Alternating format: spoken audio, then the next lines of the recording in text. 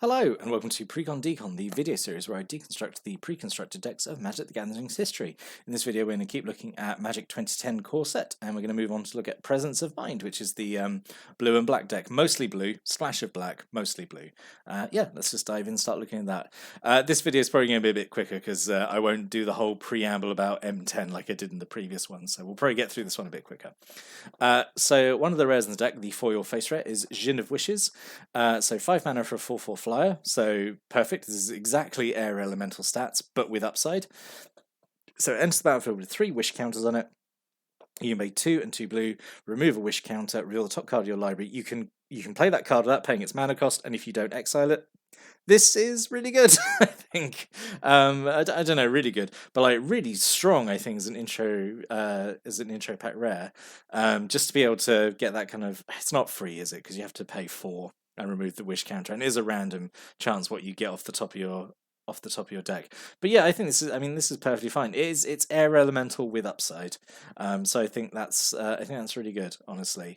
Pretty good rare, I think, to have. This ability is really good. I can't think if there's too much super expensive stuff in the deck, so I don't know if how much you'd get like good value out of the wish ability.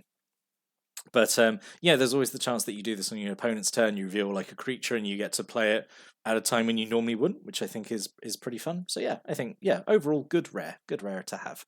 And then we have Air Elemental, who is he's Djinn of Wishes, but without the wish ability. Air Elemental is perfectly serviceable. Really like this art for it. I think this is the art it has for like quite a while. Air Elemental has gone through quite a few art changes. But yeah, I'm really happy with this one. It's just a 4/4 flyer for 5. Yeah, perfectly fine. And then 2 Snapping Drakes, so 4 mana for a 3/2 flyer. So, this is kind of like normal blue core set thing. It's just it's a bunch of flyers, because that's what blue does really well. Just a lot of flyers and then sort of soft control options. So yeah. But yeah, Snapping Drake I think is perfectly fine to have in here. We have 2 Sage Owls. So this can actually help set up the Djinn of Wishes a little bit, I think. So 2 mana for a 1/1.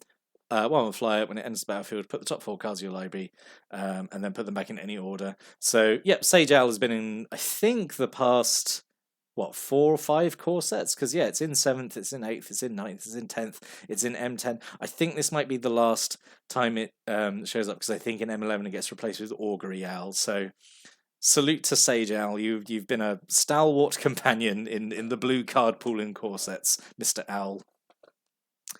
So we have a single Zephyr Sprite, so just 1 blue mana for a 1/1 flyer. And again, that doesn't seem too interesting, I guess, these days. But again, at the time, this was kind of a big deal, because there's a 1/1 flyer for 1 with no downside. I suppose we'd had Suntail Hawk as well. I guess people are just accepted, like, oh, okay, well, white's going to get all the cheap flyers. But this is a way of like, oh no, blue is getting blue's getting their cheap flyers back as well. And because people are like, oh wow, it's like a reprint of someone from Arabian Nights, Flying Men, which is like a 1/1 flyer for 1.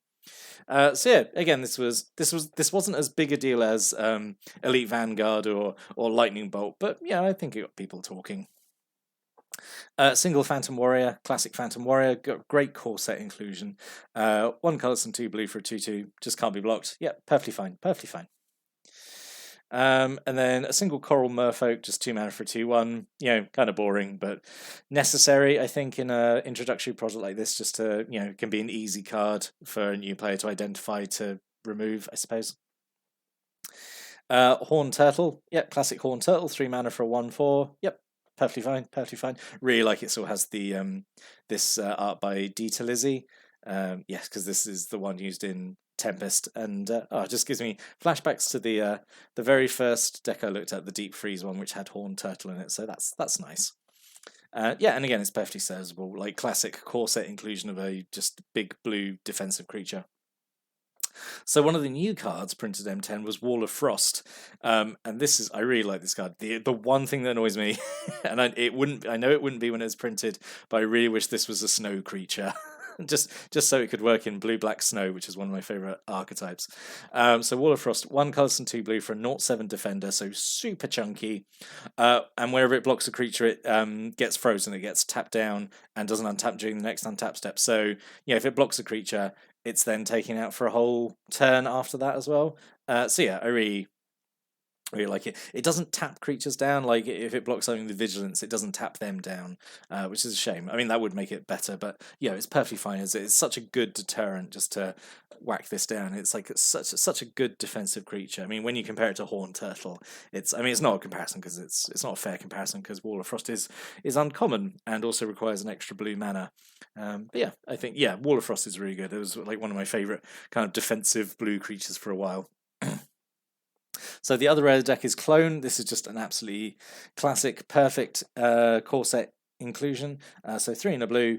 You can have it enter the battlefield as a copy of any creature. So yeah, whoever's got the best creature, you've got one as well. And if you had the best creature, well then you got 2 of them. So yeah, I think that's a perfectly good rare to include. Just really strong, fun effect. Single mind control with the horrible art. This does get better in, I think, the next time it gets printed. That's when it gets the art with like Jace next to like a big giant dude thing. I don't know. But yeah, this is not the great art for mind control. So 3 and 2 blue. Enchant creature, you control enchanted creatures. So it's Persuasion, I think, from Odyssey was the well, it's that effect. It was in 10th edition as well, I think, Persuasion. But yeah, it's just a functional reprint. But yeah, it's again, I think it's a perfect card to have in a course like this, just show new players like, yep, this is what blue does. It gains control of stuff. Yep. Single telepathy, I'm not so happy about telepathy. I've talked about it before, I think, in a previous course. I think maybe the 10th or the 9th edition one where it was in the blue precon there. So single blue enchantment, opponents play with their hands revealed. This adds like so much faff to a game. Like I said the anecdote there, but I had a friend who used to play this in deck, and he'd play it turn 1, and everyone would groan and put their hands on the table, and he would see how much it annoyed everyone and be like, "Oh no, don't worry, like we don't have to do it. If I want to look at your hand, I'll just do it." And then he never would.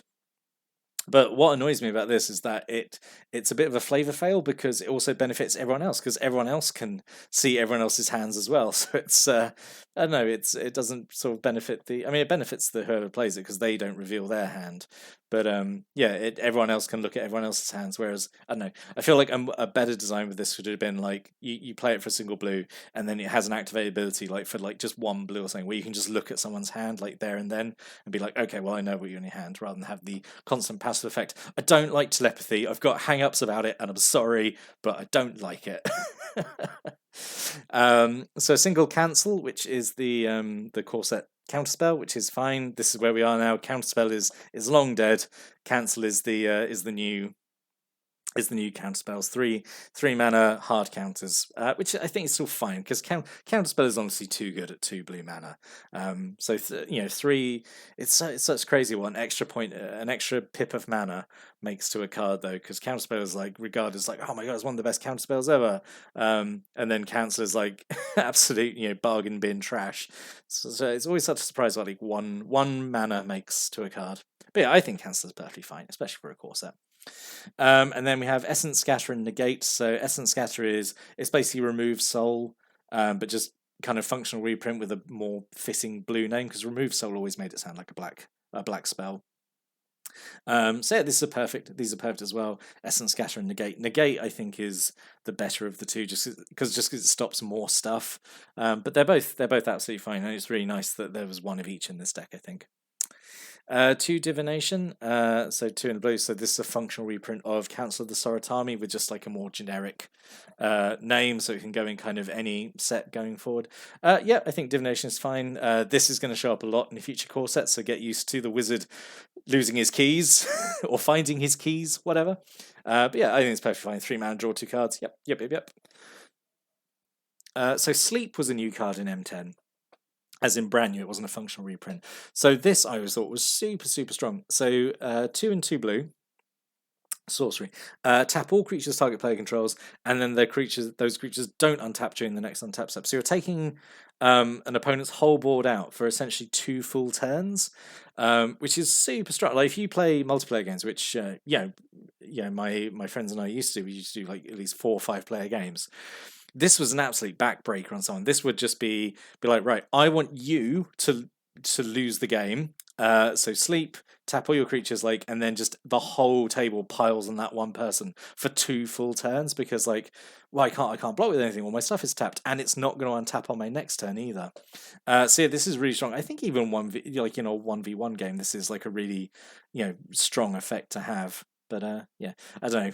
Again, that's me just showing my kind of casual colours again. Like, I don't think this had any competitive use really, but I always thought it was pretty strong. Yeah, I like sleep. And then a splash of black. So we have single Doomblade. So this was the new standard removal spell introduced. 1 and a black to destroy a non-black creature. So it's cheaper dark banishing, but it allows regeneration, but it's better than terror because it can artifact creature, so it's kind of right in the middle there of terror and dark banishing. But yeah, I think it's good, and we always used to have fun casting this and being like, Doomblade! That was, just a fun memory. I'm really rambling on these, but I'm really excited talking about M10, and so I'm sorry if that's that's being a bit cringe of me, but man, I really like M10. It's such many good memories associated with this set.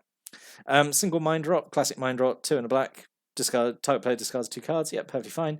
And then Rise from the Grave. This is a new card in M10. Really, really good. I really like this. So 4 and a black. Sorcery, put target creature in the graveyard onto the battlefield under control. It's a black zombie in addition to its other colours and types. So super flavourful. It's honestly kind of a little bit complicated for a core set card, I would say, just because it requires you to track the change of color and type, or like the addition of an extra color and extra type. But it's super flavorful. I really like Rise from the Grave. I think it's perfectly costed at 5 as well, because it can get from any graveyard, not just yours. So yeah, I really like it. And then mana base here. So yep, Terramorphic, 12 islands, 5 swamps. Yep. Perfectly fine mana base. So, what could have been? So I do think the card selection I think is okay. Yeah, you could say the Coral Merfolk and maybe like the Horn Turtle aren't great, but say it's an introductory deck. I think it's okay. I thought maybe you could have had Howling Banshee in here, maybe instead of Mind Rot. Possibly. It's 2 and 2 black for a 3/3 flyer. When it enters the battlefield, everyone loses 3 life. So just kind of another aggressive flyer, I suppose. Merfolk Looter could go in here. I don't know, so what, maybe instead of like one of the Snapping Drakes, maybe. But Merfolk Looter is, again, just a kind of classic blue effect that's good to show new players. They can tap to draw and then discard a card. Unsummon, there's not a bounce spell in here, which is really disappointing when you're trying to show off blue. Yeah, definitely could have had an unsummon in here. Could have found room for it somewhere, I think. Oh, that was it. That was the only cards I suggested. I thought I was going to suggest more, but there we go. So overall, I think this, again, like We Are Legion before it, and honestly, I think all the core set decks, I think this one is actually pretty good. Yeah, I think it's good card selection. Again, it shows a new player what color does. Yeah, like you got a load of flyers, you got counter magic, you got sort of defensive creatures. Yeah, you're going to stall on the ground and then win in the air. Yeah, like classic blue, honestly. So yeah, again, I think this one is pretty good, honestly. And I do think it's definitely better than some of the Alara decks we looked at, because some of those were really not very good at all. But yeah, these are such a nice, refreshing change of pace, because I've actually got something to say about them. Anyway, but yeah.